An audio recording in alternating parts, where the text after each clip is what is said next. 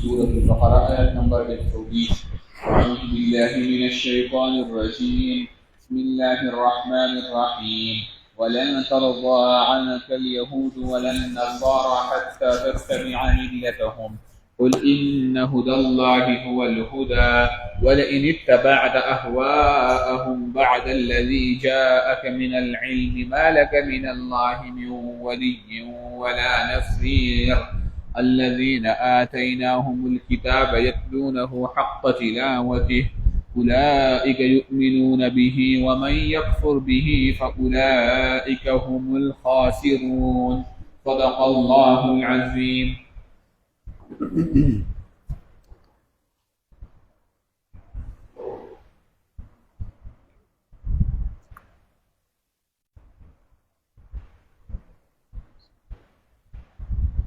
الحمد لله وحده والصلاة والسلام على من لا نبي بعده. أما بعد، قال الله تعالى في محكم كتابه: أعوذ بالله من الشيطان الرجيم. بسم الله الرحمن الرحيم. ولن ترضى عنك اليهود ولا النصارى حتى تتبع ملتهم إلى آخر الآية. هو الله تعالی په دې آیات کې دا فرمایي چې نبی علیہ الصلوۃ والسلام با د یهودو او د نصاراو نه د ایمان ډېر زیات تمه کوله. دا غوښتنه جدا و چې نبی علیہ الصلوۃ والسلام ته علم چې دا خلک اهلی کتاب دي، د مخکې نه د کتاب سره عادت خلک دي، نو دوی په ما باندې ډېر زر ایمان راوړي. نو الله تعالی په دې آیات کې نبی علیہ الصلوۃ والسلام ته تسلی ورکړي چې تر دوی نه تمام مکو چې دوی به ایمان راوړي. دا غي وجه دا ده چې دا دومره په خپل دین کې او په خپل عقیده کې دومره پاخه خلک دي چې تر څو پورې تا د دوی د دین تابعداري نه کړي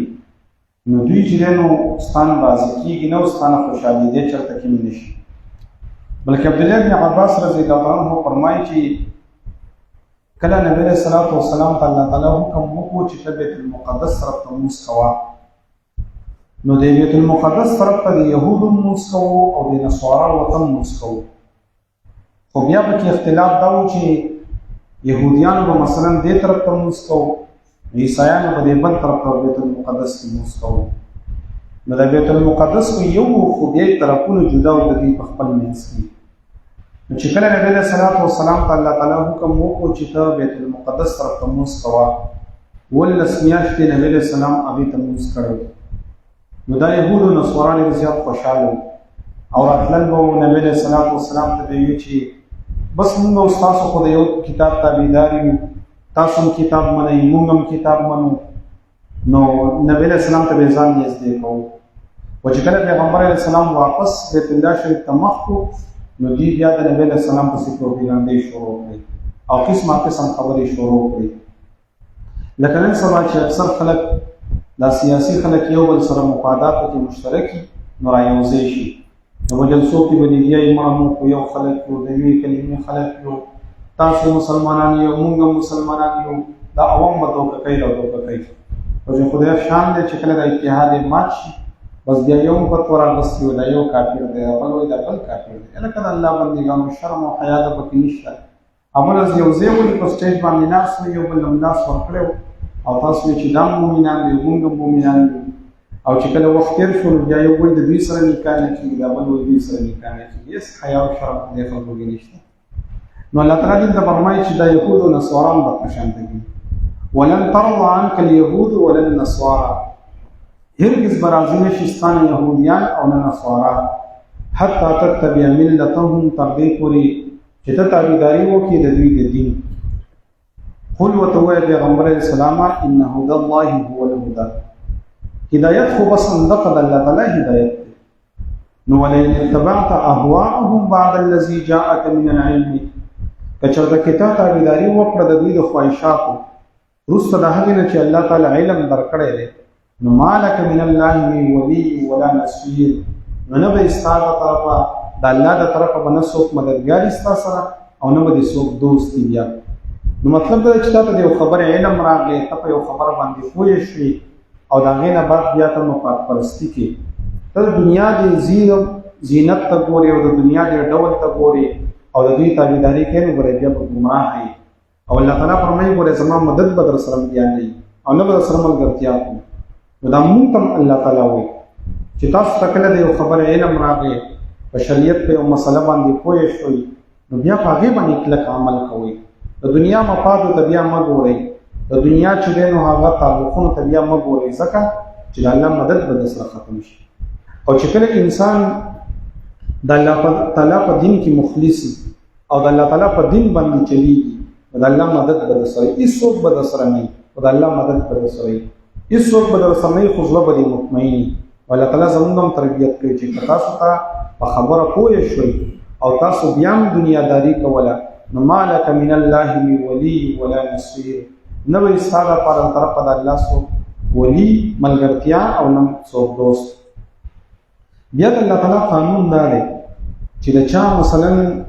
په چا کې ښه صفت موجود نو الله تعالی د هغوی ښه صفت کوي الله تعالی فرمایي چې په دې یهودو نصارا کې ښه صفتونه هم شته الذين آتيناهم الكتاب يتلونه حق تلاوته هغه خلک چې موږ ته ورکړی د کتاب نو د قرآن مجید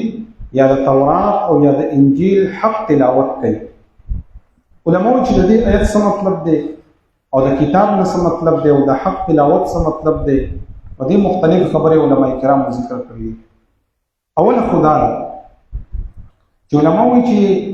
دلته کې الله تعالی د عیسایانو صفت کوي او دا اصل کې ریشه نزول دا چې نبی له صلوات و سلام صحابه کرام لګلیو حبشو ته او حبشو ته صحابه کرام هجرت کړل هلته کې چې نو یو ځل هجرت یې وکړو بیا پسې دا کافران لاړل نجاشي بادشاه ته وی چې دا کسان چې نو مونږ لغاکا دا واقع مونږ بار ذکر کړی ده او هغه ته انکار وکړو دا کافران واپس شو نو بیا د سي پروپاګاندا جوړه شو چې په مکه معظمه کې لوی لوی کافران مسلمانان شوي نو دا صحابه کرام را روان شو واپس مکې معظمې ته راغله چې کله راغله دلته ورته پته ولګېده چې هغه خلکو خو ظلم نور هم سیوا کړی دی نبی علیه السلام ورته ووایي بیا حبشو ته هجرت وکړئ نو دوی لاړه حبشو ته واپس لاړه وخت یې تېروو تر دې پورې چې نبی علیه السلام هجرت وکړو مدینې منورې ته نو هغه ځای نه بیا حضرت جعفر رضی الله تعالی عنہ چې د نبی علیہ السلام د تر زوی دی او د حضرت علی رضی الله تعالی عنہ ورور دی د سره سلويخ کسان نو بدی کې 22 کسان د حبشو نو او 8 کسان د شام نو دوی په کشته کې سوار شو او سیده راغله مدینه منورې ته و چې کله د حضرت جعفر ابن ابي طالب راغی نبی علیہ السلام له مخې ورور او یو چې نن زړه ډېر زیات خوشاله یم چې زما د تر زوی چې د هغه د حبشو نه راغی او حضرت جعفر رضی الله تعالی عنہ په دې تندي باندې خپل نبی علیہ السلام ورپاسه نو په دې ټولګي کې د دوی سره بحیرا چې کوم راهب دی هغه سره بحیرا راهب دا هغه سره دی چې کله نبی علیہ السلام د 12 کال او د خپل تر د ابو طالب سره هغه سفر کوو نو په دغه ټیم کې د یو ګرجینا یو عیسائی پادری راووتو او هغه وی چې راستاسو د ټولي قافلې نه ما ډوډۍ کړې ده نو ټولي قافلې ته چې کله ډوډۍ وکړه او په دسترخوان باندې خلک کېناسته نو دی راهب پکې دا وی چې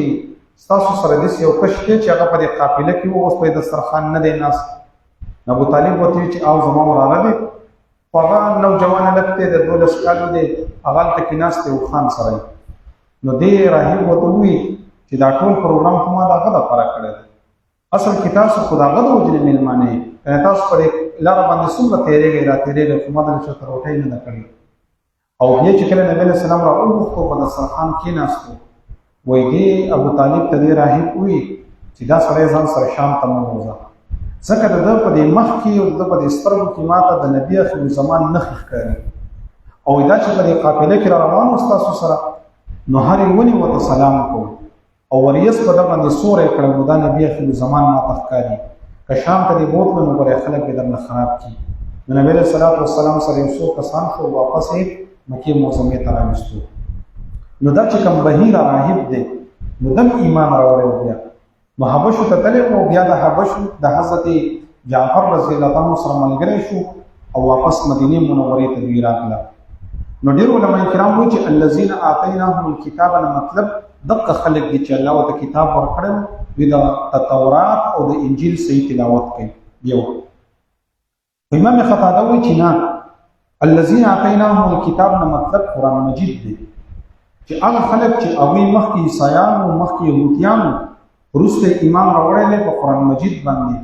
نو د دې قرآن مجید صحیح تلاوت کوي، حق تلاوت یې کوي. اوس د دې خبرې څه مطلب دی چې حق تلاوته صحیح تلاوت کوي؟ د دې څه مطلب دی؟ نو یو د دې مطلب دا دی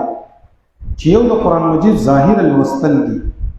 نو ظاهر الوستل مطلب دا دی چې د قرآن مجید الفاظ د انسان صحیح ادا کوي، د هغې الفاظ به چې دی نو هغه صحیح ادا کوي. اصل چې د فا په ځای باندې سین وایي او د صاد په ځای باندې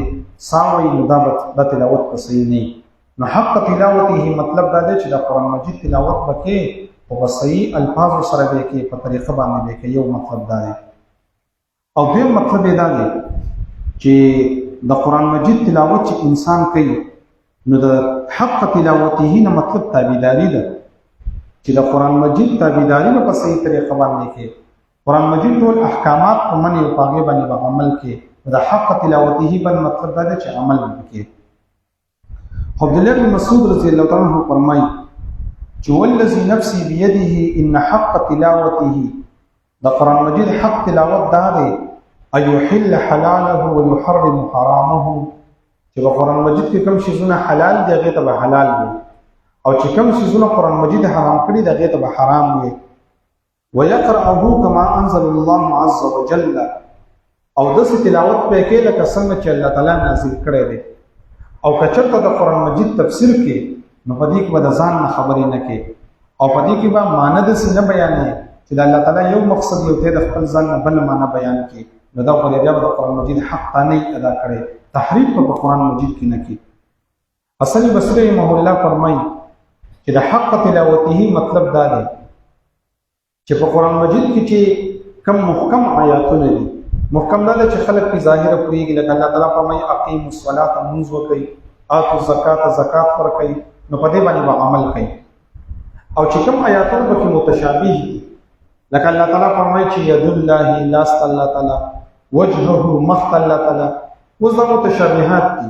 بس په دې باندې به زموږ ایمان چې یاره په دې زموږ ایمان دی چې د الله ته څه مطلب دی، بس په دې زموږ ایمان دی. او چې کومو خبرو باندې په قرآن مجید کې انسان نه پوهېږي، مشکلي، نو په هغې کې به د علماو نه تپوس کوي. نو حق تلاوته مطلب دا دی چې په قرآن به زموږ عملي، په قرآن مجید باندې به زموږ ایماني، او چې په کوم ځای په قرآن مجید کې نه پوهېږو نو د علماو نه به تپوس کوو. نو حق تلاوته بل مطلب دا دی. بل علماء کرام وایي چې د حق تلاوته نه مطلب دا دی چې کله انسان د قرآن مجید تلاوت کوي نو په هغې کې به سوچ کوي، تدبر به پکې کوي چې د قرآن مجید د دې آیات څه مطلب دی، د دې آیات څه مطلب دی، په دې کې الله تعالی مونږ ته څه وایي. نو حق تلاوته مطلب دا دی. بل مطلب یې دا دی چې کله د قرآن مجید تلاوت کوي نو په عاجزۍ سره به کوي. نو په مانځه کې یو که د مانځه نه بغیر نو انسان چې د قرآن مجید تلاوت کوي نو په عاجزۍ سره به کوي. انسان به ځان محتاج ګڼي چې دا زما د رب کلام دی، دا د زه تلاوت کوم، الله تعالی په دې باندې خوشحالېږي. نو د حق تلاوته بل مطلب دا دی. او ډېر علماء کرام وایي چې د حق تلاوته مطلب دا دی چې په ژبه باندې به تلاوت کې چې څنګه د دې حق دی، یعنی مطلب چې قرآن مجید څنګه نازل شوی دی هغه شانته کې به وي. نو په ژبه باندې حق دا دی. او د عقل باندې مطلب دا دی چې په قرآن مجید باندې به ځان پوهه کې، عقل به استعمالوي، په قرآن مجید باندې به ځان پوهه کې، د هغې په معنا باندې، د هغې په تفسیر باندې. او د زړه سره تعلق دا دی چې انسان به په دې باندې د عمل نیت کوي چې د قرآن مجید خو ما ووي او ما زده کړو، اوس په دې باندې زه عمل کوم. نو الله تعالی دې آیت کې فرمایي چې ګوره الذین آتیناهم الکتاب، هغه خلک چې ما ورته کتاب ورکړی دی، یتلونه حق تلاوته، نو صحیح تلاوت یې کوي. نو خلاصه د خبرې دا شوه چې د قرآن مجید حق تلاوت دا دی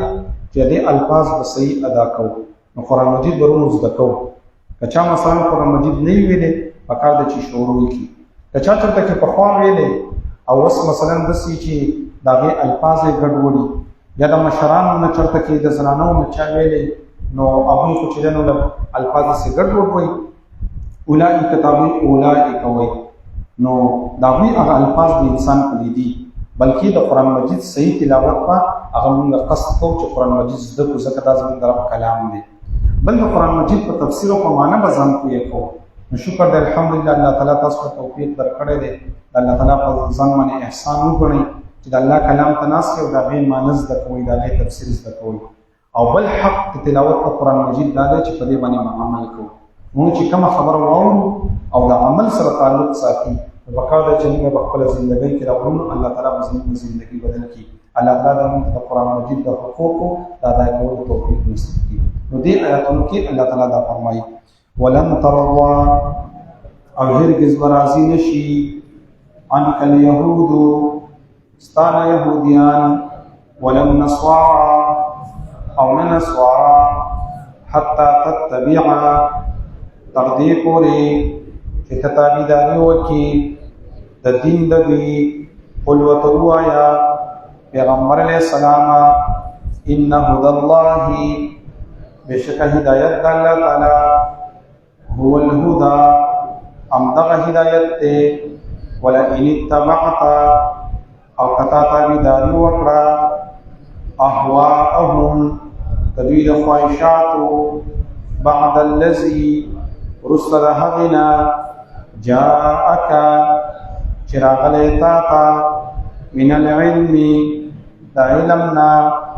ما لك من الله نشت استعاد قارا طرف دا الله من ولي صوتوس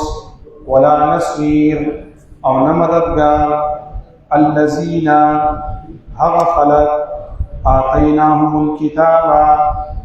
چور کړه دې هغوی ته کتاب یتلونه تلاوت کوي د قرآن مجید حق تلاوته صحیح تلاوت اولئک دغه خلق یؤمنون به ایمان راوړي په دې باندې ومن یکفر به او چا چې انکار وکړو په دې باندې اولئک هم الخاسرون نو دا خلق هم دوی تاوانیان دي الحمد لله رب العالمين والعاقبة للمتقين الصلاة والسلام على رسوله محمد وعلى آله وأصحابه أجمعين اللهم اهدنا واهد بنا واجعلنا سببا لمن اهتدى ربنا تقبل منا إنك أنت السميع العليم وتب علينا يا مولانا إنك أنت التواب الرحيم برحمتك يا أرحم الراحمين